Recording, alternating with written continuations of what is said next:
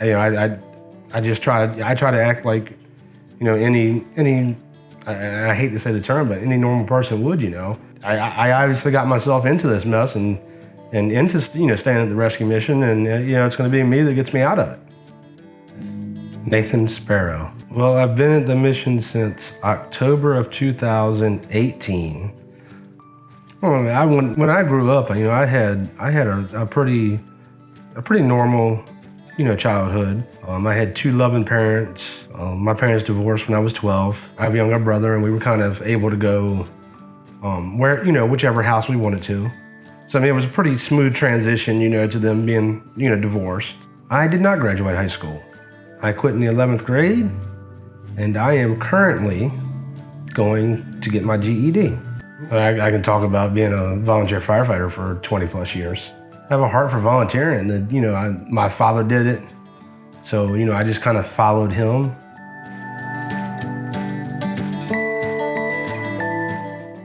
So I came to Winchester in 2017 to go to rehab. Upon completing rehab, I had found a job. I was staying in a sober house. I got a big head and thought that their rules were too tough. Decided I was going to move into an Oxford house, which is also, sober-based recovery. The rent's a little more, you get a little more freedom. Well, upon leaving one house and moving into the other, I lost that job I had.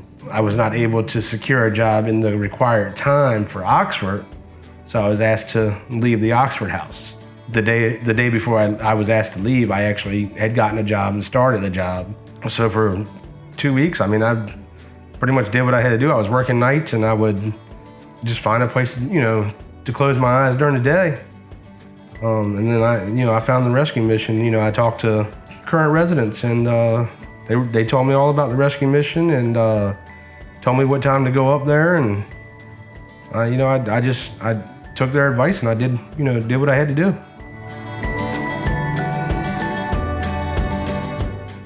I have a case manager, and actually my case manager is working real close with me right now because I'm going through an issue with my license.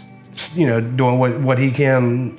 He knows the legal system, so he's looking into the problems I'm facing with getting my license back. Here just recently, I've gotten it's a part-time job, but it's a job. I had to go through 2 weeks of unpaid training to get this job. Because I'm living at the mission, I was able to do that. It's and don't get me wrong. The whole time I've been there, I've made money. It was getting sporadic.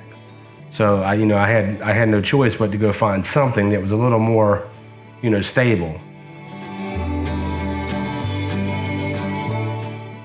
The mission itself, they'll make sure that when I decide to leave, I'm financially able to leave. I'm in that phase of looking at options to get out of the mission, and I've been talking with Devin. He wants to make sure, like I said before, he wants to make sure I have enough money to not just move out, but in case something were to happen. So then in hopes I wouldn't have to ever come back to the mission. Well, my hopes and my dreams are to, once I get my license straight and I can drive again, I can literally get back into the field of work that I've been into. I can see myself being successful like I was 4 years ago.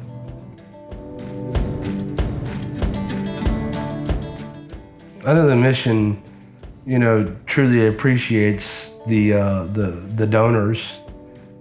They couldn't do what they do for us without, the help of the people that donate, whether it's time, whether it's money, whether it's, whatever.